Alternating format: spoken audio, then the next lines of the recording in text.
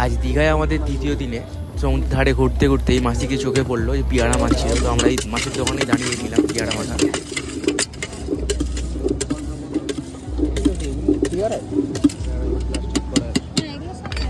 Plastic করা কেন?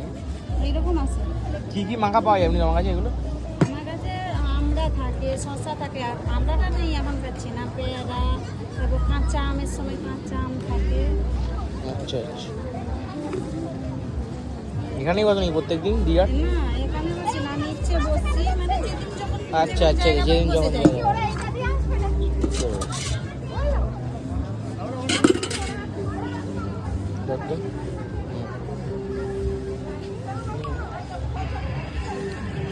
তো তারপর আমরা পিয়ারা মাখাটা নিয়ে সমুদ্রের ধারে চলে যাই, আর সমুদ্র দৃশ্যটা দেখতে দেখতেই আমরা সেই পিয়ারা মাখা খাই। ভালোই মিষ্টি ছিল, টক ঝাল মিষ্টি। আর তারপর আমাদের একটু শ্যুট ছিল বলে আমরা ক্যামেরা নিয়ে চলে যাই শ্যুট করতে। দেখা হচ্ছে নেক্সট ভিডিওয়ে।